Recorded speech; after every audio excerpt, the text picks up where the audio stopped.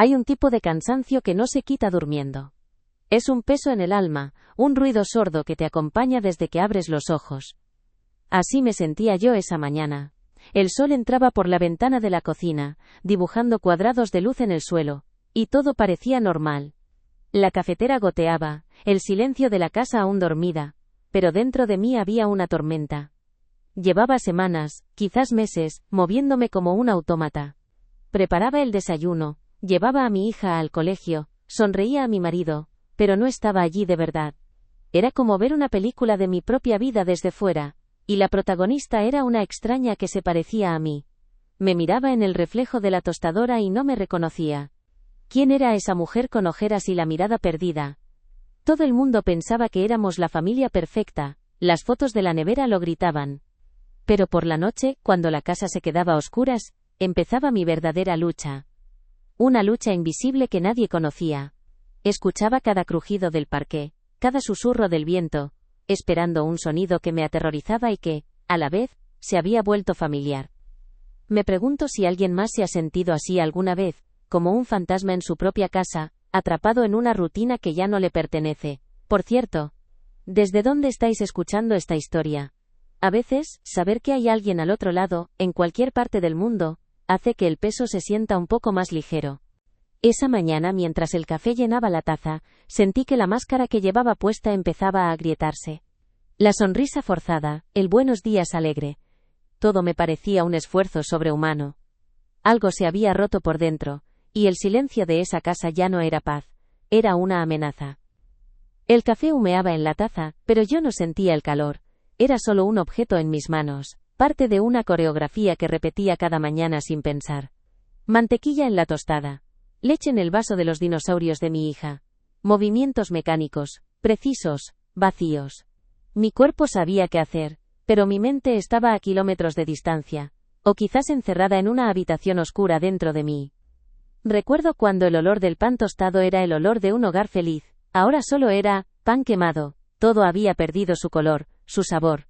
Las risas de mi hija, que antes eran música, ahora sonaban lejanas, como si las escuchara a través de un cristal muy grueso. La vida se había convertido en una lista de tareas, una obligación que cumplía para que el mundo siguiera girando, aunque el mío se hubiera detenido por completo. Y el motivo de ese vacío tenía nombre y dormía en la habitación de al lado, mi marido, el hombre con el que había construido todo esto.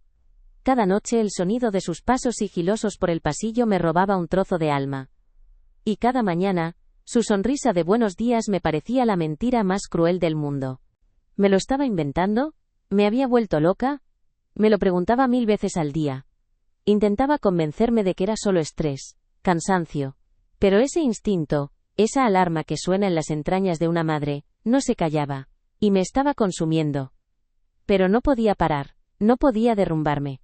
Porque en unos minutos, unos piececitos bajarían corriendo la escalera, y una vocecita me diría buenos días mamá. Y por ella, yo tenía que seguir fingiendo. Tenía que ponerme la máscara una vez más y aguantar, al menos, un día más. Mis ojos se desviaron hacia la puerta de la nevera, cubierta de imanes y dibujos de nuestra hija, y allí, en medio de todo, una foto de las vacaciones del verano pasado. Los tres en la playa, sonriendo a la cámara, con el sol de fondo. La imagen de la felicidad. Pero yo recuerdo otra cosa de ese viaje. Recuerdo la tarde en que él desapareció durante un par de horas. Me dijo que había ido a dar un largo paseo por la orilla, a despejarse, que lo necesitaba. Más tarde, mientras preparaba las maletas para volver a casa, encontré un ticket en el bolsillo de su pantalón. Era de un bar que estaba al otro lado de la isla, a kilómetros de donde estábamos. Cuando se lo enseñé, con el corazón en un puño, él ni se inmutó. Me contó una historia increíblemente detallada sobre cómo se había perdido, que había conocido a un pescador que le había invitado a una cerveza, y que no me había dicho nada para no preocuparme. Me miró a los ojos mientras lo contaba, con esa calma suya que antes me daba seguridad, y que ahora me aterroriza. Y yo, como siempre, elegí creerle, porque era más fácil que aceptar la alternativa. Pero no fue la mentira lo que me rompió por dentro, fue la facilidad. La naturalidad con la que construyó una realidad paralela solo para mí. Fue la primera vez que vi esa grieta. Una fisura diminuta en el hombre con el que dormía cada noche. Y esa misma grieta es la que ahora siento bajo mis pies, aquí, en mi propia cocina. Un abismo que se abre un poco más cada vez que escucho sus pasos sigilosos en el pasillo.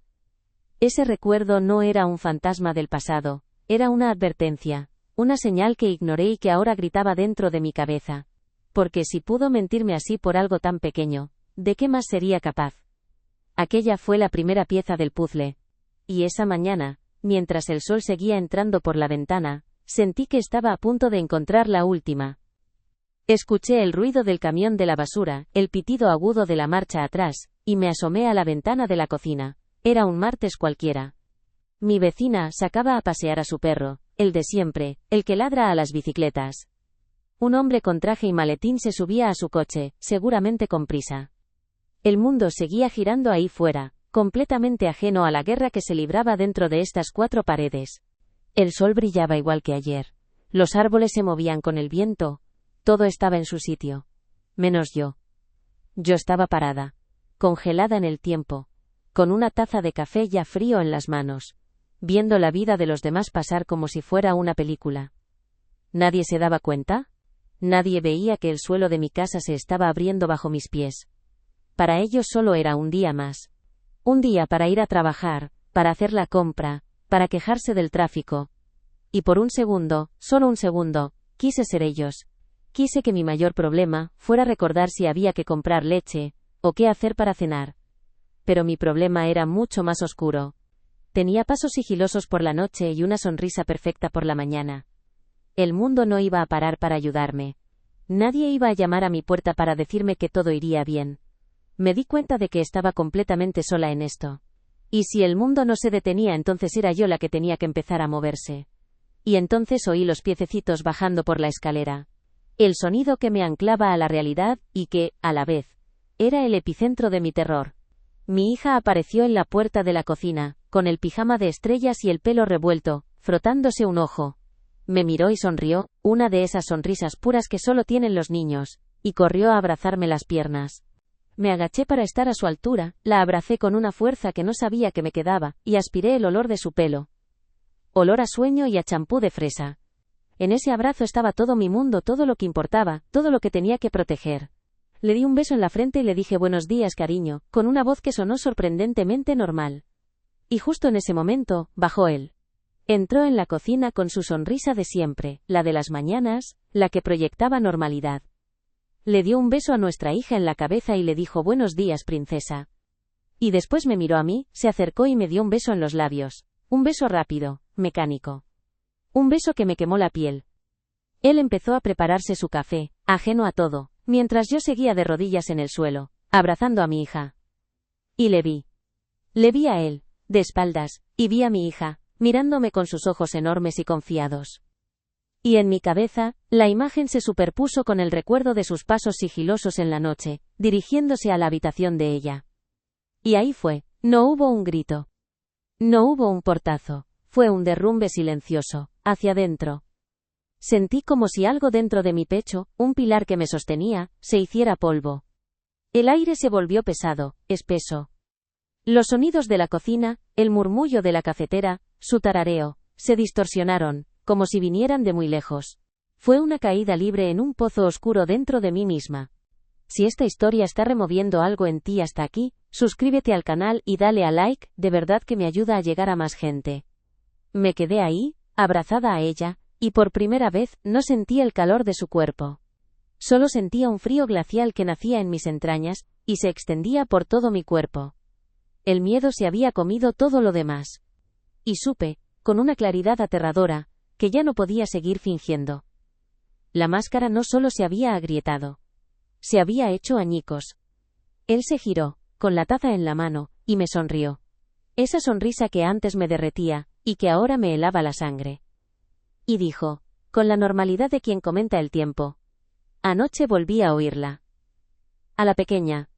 Se movía mucho, creo que tenía una pesadilla.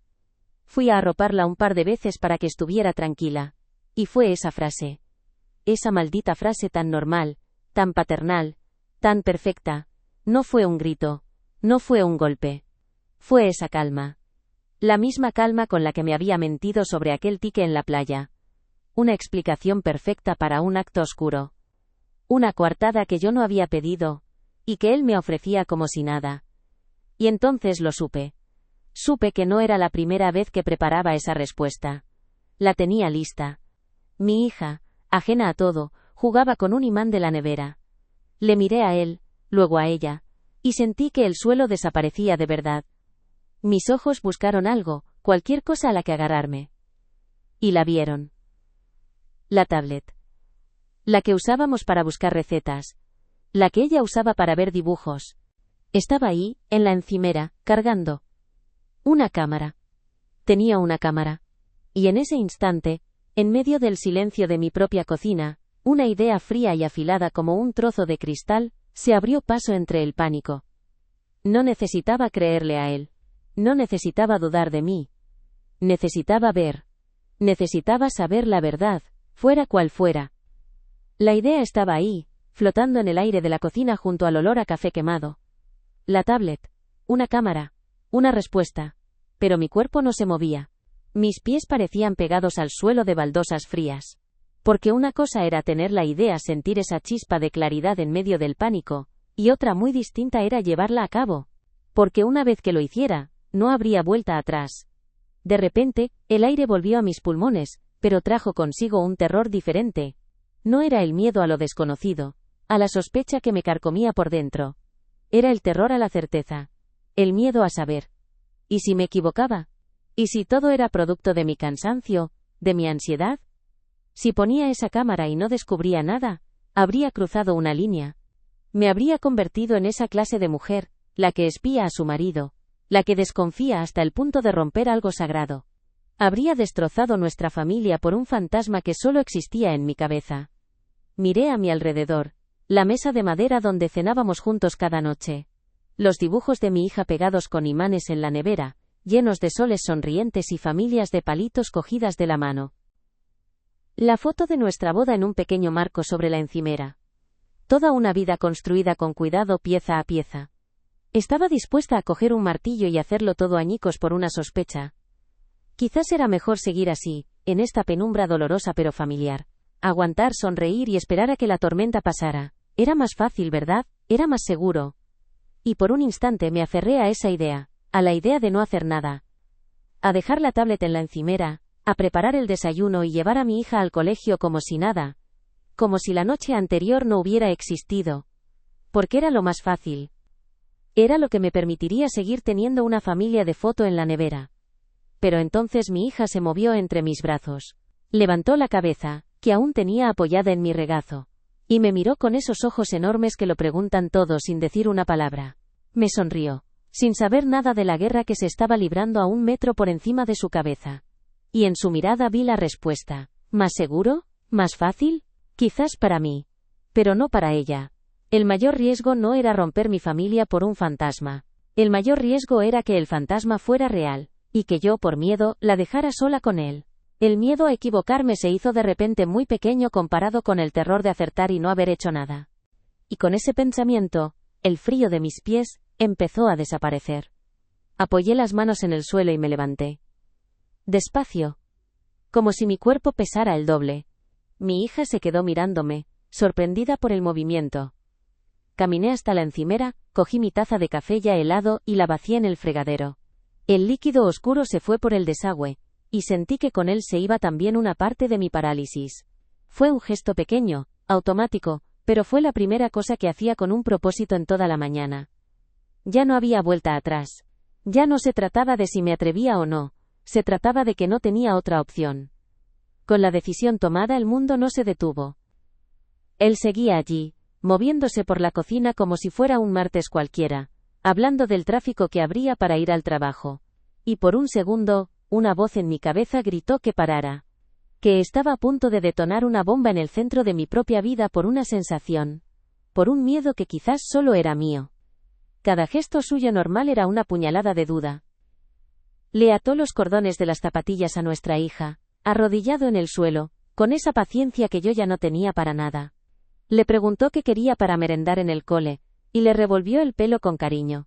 Y yo lo veía todo a cámara lenta, y me sentía sucia. Una traidora. ¿Qué clase de mujer era yo, que sonreía a su marido mientras planeaba cómo destrozarle la vida? La vergüenza me quemaba por dentro. Me imaginé contándole esto a mi madre, a mi mejor amiga.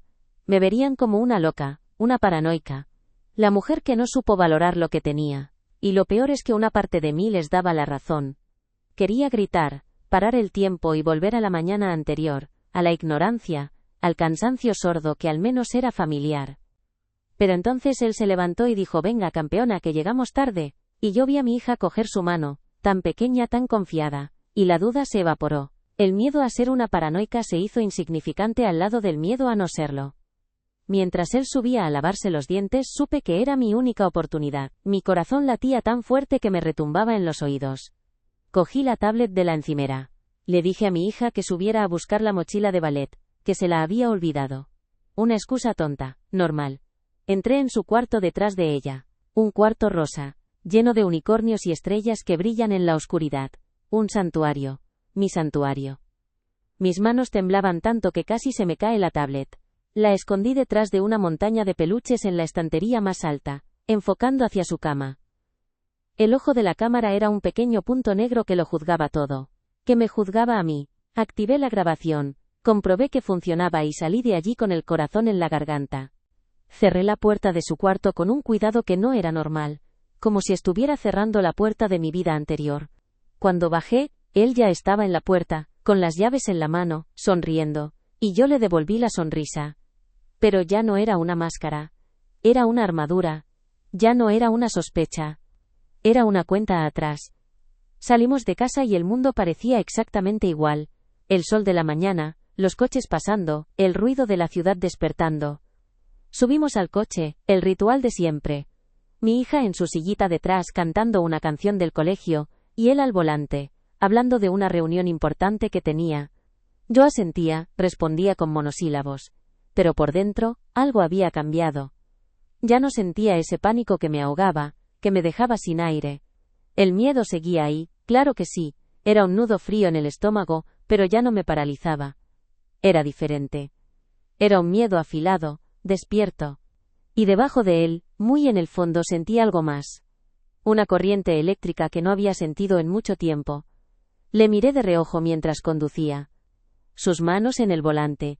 Las mismas manos que me habían abrazado tantas noches. Y no sentí el impulso de llorar. No sentí el vacío. Sentí una calma extraña, una claridad terrible. La mujer que se había levantado esa mañana, la que se sentía como un fantasma en su propia casa, ya no existía. Se había quedado atrás, en el suelo de la cocina, junto a la taza de café frío. La mujer que iba ahora en ese coche, la que había escondido una cámara detrás de un oso de peluche, era otra persona. No era una mujer valiente, no. Estaba muerta de miedo. Pero era una mujer que había decidido dejar de esperar a que la tormenta pasara para aprender a caminar bajo la lluvia. Y esa decisión, ese simple acto de coger la tablet, me había devuelto una parte de mí que creía perdida para siempre. Era la fuerza que no se elige, la que simplemente aparece cuando no te queda más remedio. La fuerza de una madre. Dejamos a nuestra hija en la puerta del colegio. Le di un beso que duró un poco más de lo normal, y la vi correr hacia sus amigos. Él se despidió de ella con la mano desde el coche. Y entonces nos quedamos solos. El silencio en el coche ya no era el de una pareja que no tiene nada que decirse. Era el silencio tenso de antes de una batalla. Arrancó el motor y justo cuando iba a incorporarse al tráfico, se golpeó la frente con la palma de la mano. Mierda, se me olvidaba. La bolsa de ballet. Hoy tenía clase después del cole, ¿verdad? Sentí como toda la sangre se me iba a los pies. La bolsa de ballet. Estaba en su cuarto, en el armario, justo al lado de la estantería donde había escondido la tablet. En mi mente vi la escena, él entrando en el cuarto, buscando la bolsa, moviendo un peluche para hacer sitio y viendo el punto negro de la cámara. El fin. Todo se acabaría ahí, antes de empezar. Ya estaba girando el volante para dar la vuelta, iba a volver a casa. Y entonces, la mujer que se había levantado esa mañana, la que solo sabía llorar en silencio y sentir miedo, desapareció por completo. Y en su lugar, de mi boca salió una voz que no reconocí, era tranquila, firme. No, espera, la tengo yo. Él me miró, confundido. ¿Cómo que la tienes tú? La metí en mi bolso esta mañana. Sabía que con las prisas, se nos olvidaría. Fue una mentira perfecta, fluida, natural, llena de sentido. La clase de mentira que él me habría contado a mí. Me miró un segundo, procesando la información, y después sonrió. Ah, menos mal. Si es que estás en todo, cariño. Y siguió conduciendo. Y yo me quedé mirando por la ventanilla, viendo pasar los edificios, con el corazón martilleándome en las sienes. Había superado el primer obstáculo, pero al hacerlo, me había convertido en él para sobrevivir, y me di cuenta de una cosa. El desafío no era poner la cámara. El desafío era todo lo que vendría después.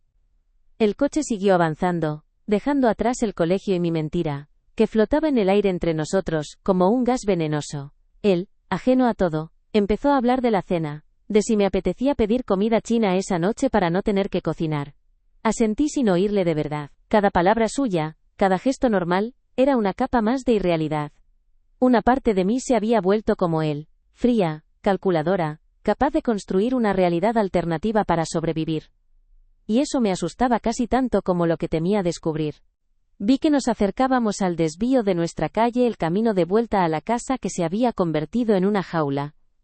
El camino de vuelta a la espera, a la ansiedad, a mirar el reloj y contar las horas hasta la noche. Y supe que no podía. No podía volver a esa casa. No podía sentarme en ese sofá y fingir que leía un libro. No podía ser esa mujer nunca más. Justo cuando él puso el intermitente para girar, mi voz salió, baja pero firme. No. No me lleves a casa. Él quitó el intermitente y me miró, con el ceño fruncido. ¿Cómo? ¿Pasa algo? ¿Te encuentras mal? Su preocupación era una obra de teatro perfecta. Y yo ya no era público, era la otra actriz en el escenario. No, nada. Es que, voy a quedarme por el centro. Voy a tomar un café y a caminar un poco. Necesito aire. Era otra mentira, pero esta era distinta. Esta no era para proteger un secreto, era para protegerme a mí. Me miró durante un segundo que se me hizo eterno, buscando una grieta en mi historia. Pero ya no había ninguna. Había aprendido del mejor. Al final, se encogió de hombros. Vale. Como quieras, cariño. Te llamo luego. Me dejó en una esquina cualquiera, en una calle por la que nunca pasábamos. Antes de que el coche se detuviera del todo, abrí la puerta. No esperé un beso de despedida. Solo me bajé. Lo vi alejarse hasta que fue solo un punto más en el tráfico. Y allí me quedé, de pie en la acera, sola. No había elegido la verdad todavía, no del todo. Pero había elegido no seguir viviendo en la mentira. Y por primera vez en mucho tiempo respiré. El aire entró en mis pulmones como si llevara meses sin respirar de verdad. Un aire frío, lleno de ruido de motores y de conversaciones de gente que pasaba a mi lado. Por un instante, solo uno, sentí una extraña ligereza. Estaba fuera, fuera del coche, fuera de la casa, fuera de la mentira. Estaba sola, de pie en una acera, y el mundo seguía girando. Pero esa sensación duró lo que tarda un semáforo en ponerse en rojo. De repente, el alivio se convirtió en un vértigo helado. ¿Qué acababa de hacer? Estaba en medio de la ciudad, sin rumbo, sin un plan. Y cada persona que pasaba a mi lado, con sus prisas y sus destinos, me recordaba lo perdida que estaba yo. Toda esa fuerza que sentí en el coche, esa claridad fría que me permitió mentirle mirándole a los ojos, se estaba desmoronando.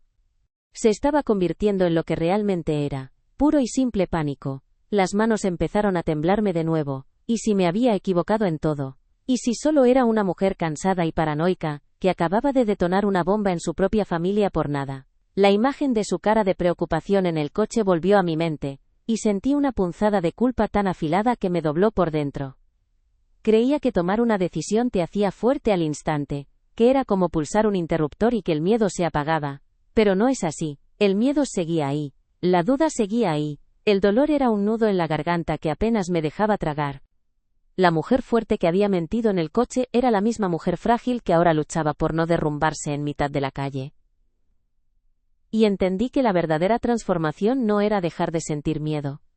Era seguir caminando a pesar de él.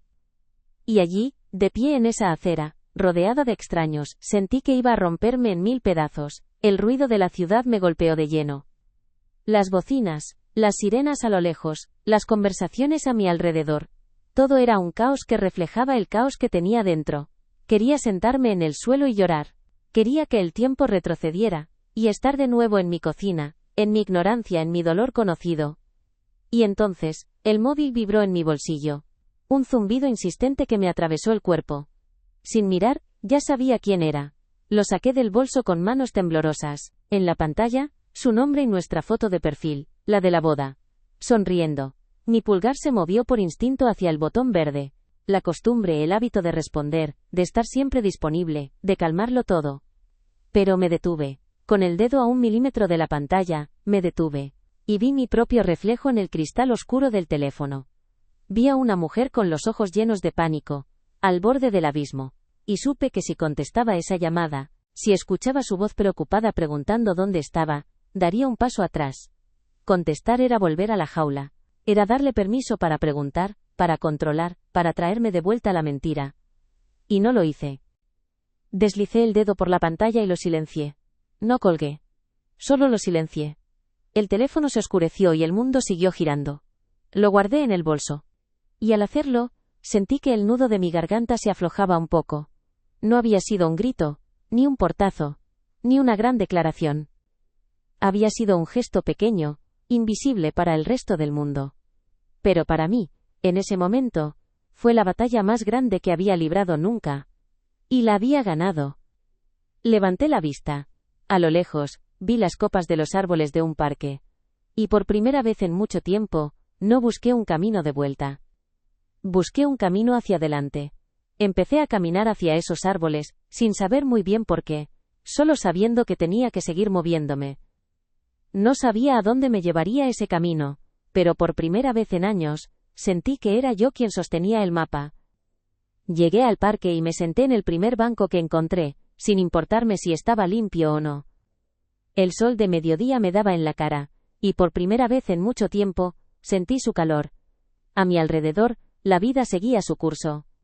Unos niños reían persiguiendo palomas, una pareja de ancianos paseaba de la mano. Un chico escuchaba música con los ojos cerrados. El mundo no se había parado. Y yo tampoco.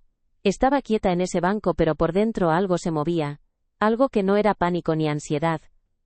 Era una calma extraña, la calma que viene después de la tormenta, cuando el aire está limpio y todavía huele a tierra mojada. Me levanté y empecé a caminar sin rumbo por los senderos del parque, y al pasar por delante de la cristalera de una cafetería cerrada, me vi. Me detuve en seco, me vi reflejada, de cuerpo entero, con la luz del sol iluminándome. Y no era la mujer del reflejo de la tostadora de esa mañana, no era el fantasma de ojeras y mirada perdida, esta mujer estaba agotada. Sí, tenía los ojos hinchados, y el pelo desordenado. Pero estaba allí, estaba presente. Sus pies estaban firmes en el suelo. Su espalda, aunque cansada, estaba recta. Y en su mirada ya no había solo miedo. Había algo más. Una determinación dura y afilada como un diamante. La cámara seguía grabando en un cuarto oscuro, esperando a la noche. Esperando a capturar una verdad que me destrozaría. Pero la verdadera grabación, la importante, había ocurrido aquí fuera, a plena luz del día, dentro de mí. El mundo no había notado nada. Nadie me había dicho que parecía más fuerte. Nadie me había aplaudido. Porque la única persona que necesitaba darse cuenta del cambio era yo. Y acababa de hacerlo, frente al reflejo de una cafetería vacía. Esa mañana puse una cámara para descubrir qué hacía él por las noches, pero lo que de verdad descubrí fue lo que era capaz de hacer yo durante el día. El sol seguía calentando el banco de madera, y el ruido de los niños jugando a lo lejos era como una música de fondo que me había olvidado de que existía. Me sentía extrañamente en paz. Agotada pero en paz. Como si hubiera corrido una maratón sin moverme del sitio. Y entonces, el móvil vibró de nuevo en mi bolso. Esta vez no era una llamada.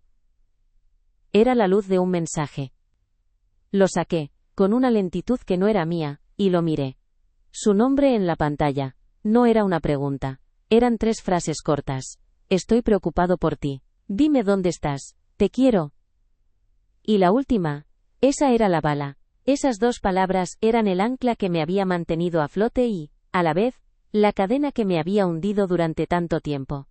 Eran la respuesta a todas mis dudas, el bálsamo para todas mis heridas invisibles. Y por un segundo, solo un segundo, todo el castillo de naipes que había construido en las últimas horas se tambaleó. Una parte de mí quería creerle. Quería responderle, decirle que estaba bien, que solo necesitaba un momento, y que en un rato volvería a casa.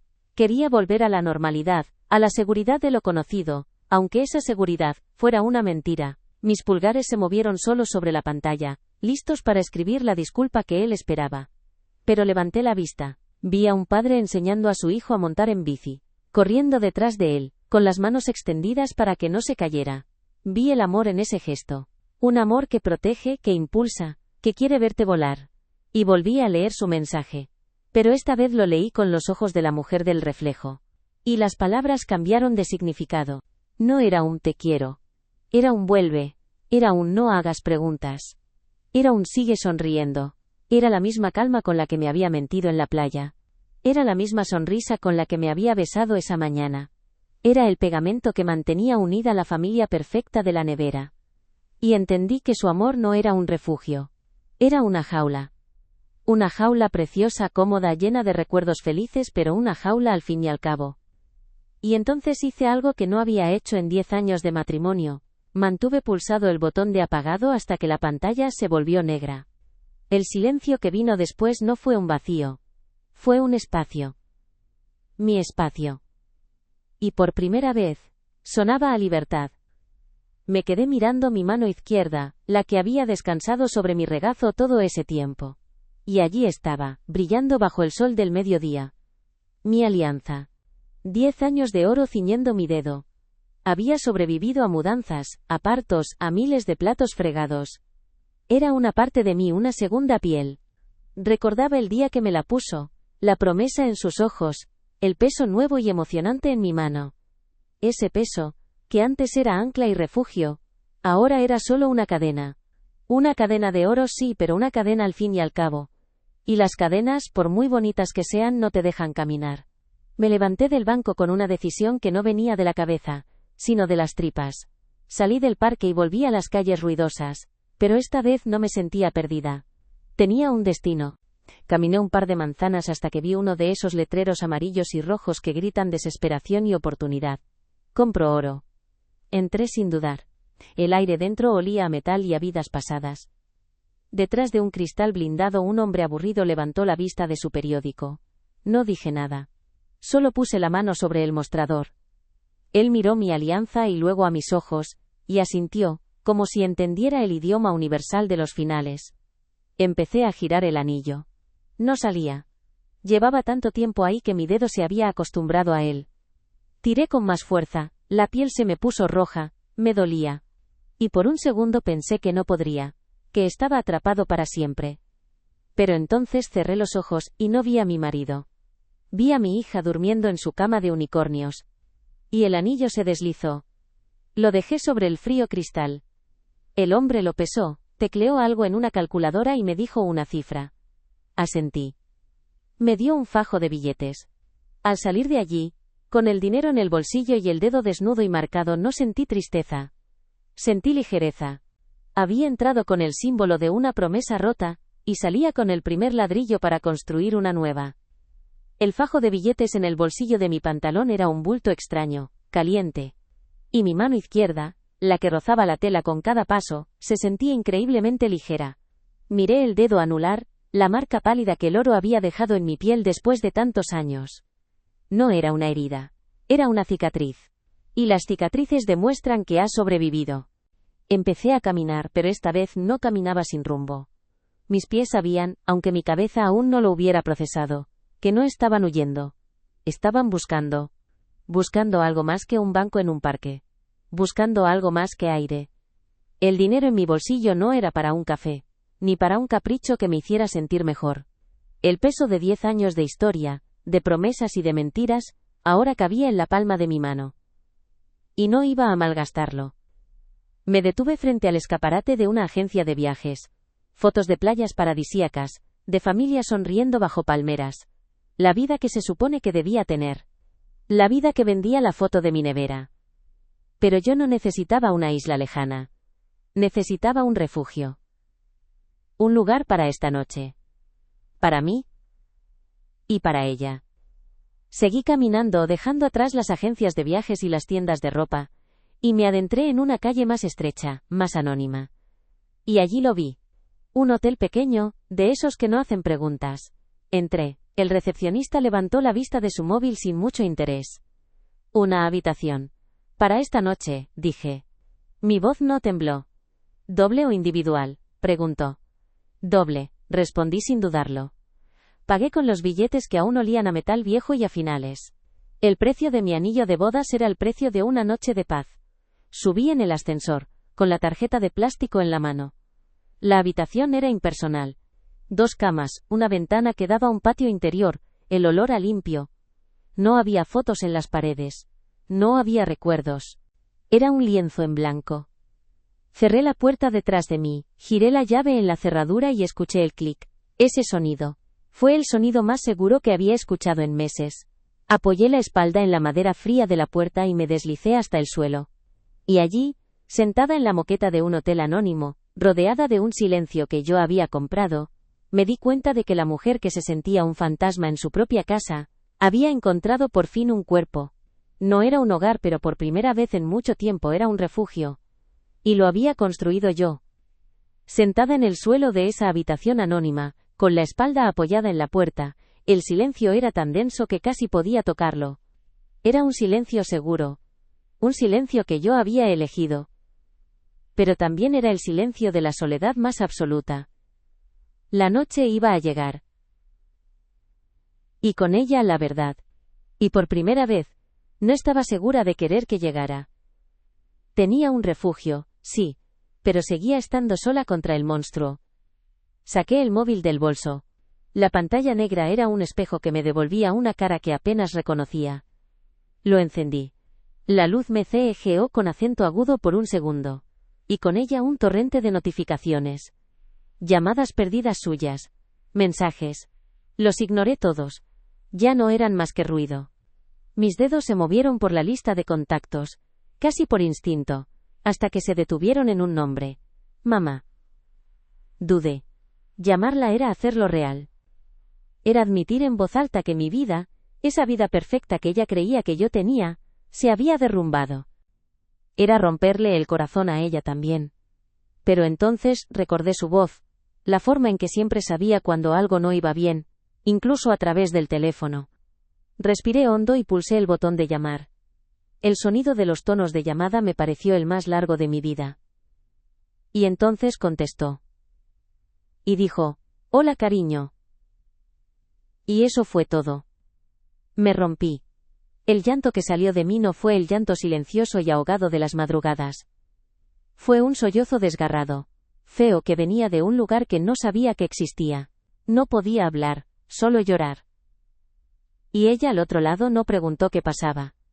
Solo esperó. Y cuando por fin pude articular palabras solo dije 2. Mamá. Ayúdame.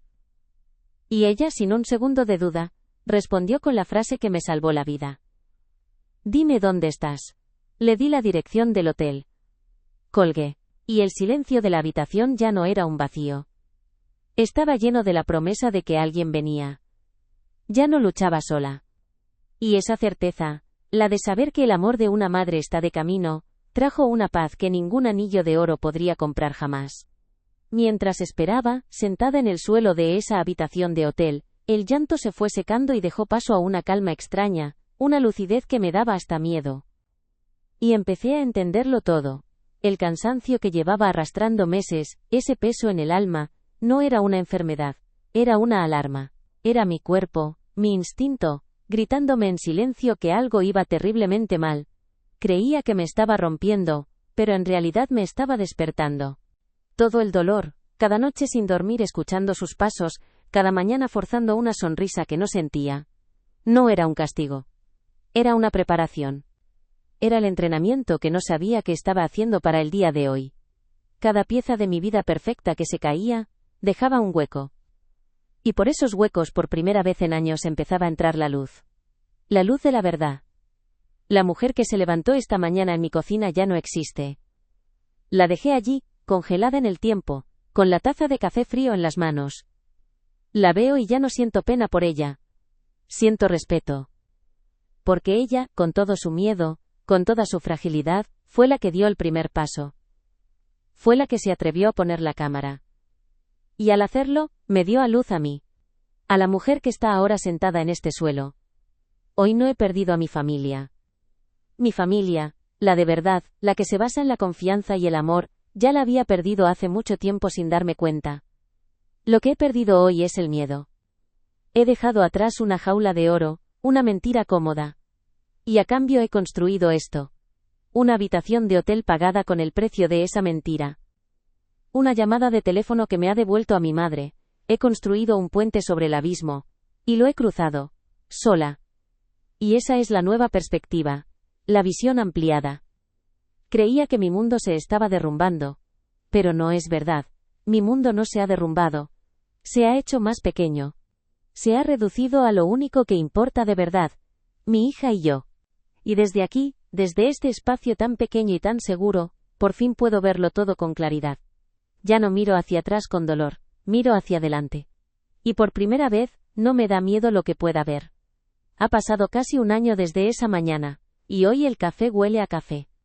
Y las risas de mi hija que ahora mismo juega en el salón, son la única música de fondo que necesito. Mucha gente me pregunta qué se veía en esa grabación. ¿Qué pasó cuando llegó mi madre? ¿Qué pasó después? La respuesta es sencilla. Se veía la verdad. Y la verdad era un monstruo. Lo que vino después fue una tormenta. Mi madre sujetándome para que no me cayera al suelo. La policía, los abogados, las cajas de mudanza.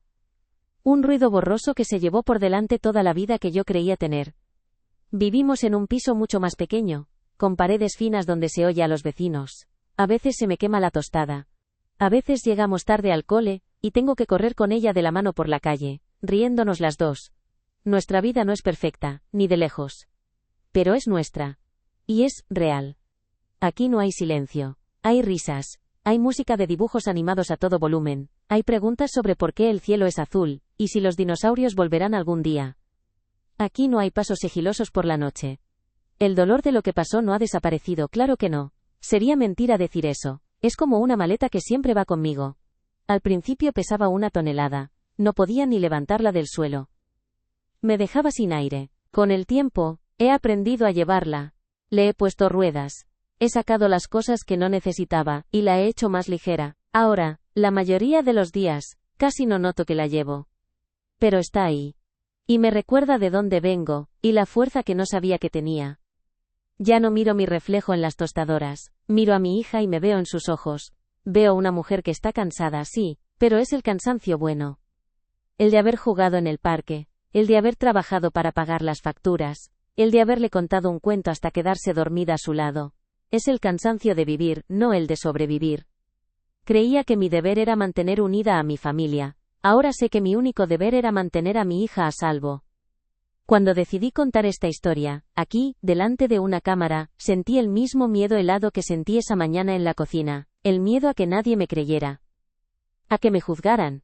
A que dijeran que exageraba, que estaba loca, que buscaba atención. Porque el mundo está lleno de gente dispuesta a apagar la luz de tu verdad, para no tener que mirar a sus propias sombras. Pero lo hice. Pulsé el botón de grabar igual que activé la grabación en aquella tablet. Con el corazón en la garganta, y sin saber qué vendría después. Y lo que vino después fuisteis vosotras. Vuestros mensajes, vuestros comentarios. Cientos, miles de ellos. De mujeres que sentían ese mismo ruido sordo en el alma. Mujeres que me decían: yo también escucho pasos por la noche. Yo también finjo una sonrisa en el desayuno. Yo también creía que me lo estaba inventando. Y entendí que mi historia ya no era solo mía. Se había convertido en un eco. En el permiso que muchas necesitabais para confiar en vuestro instinto. Lo que me rompió en 1000 pedazos, es ahora lo que ayuda a otras a no romperse. Cada grieta de mi vida pasada se ha convertido en un punto de luz para alguien que camina a oscuras. Aquella cámara que puse temblando detrás de un oso de peluche solo grabó una noche. Pero la historia que nació de ella está iluminando muchas otras. Y ese es el verdadero legado. No se trata de mí, se trata de nosotras. Mi historia no termina aquí. Empieza cada vez que una de vosotras decide por fin escuchar su propio silencio.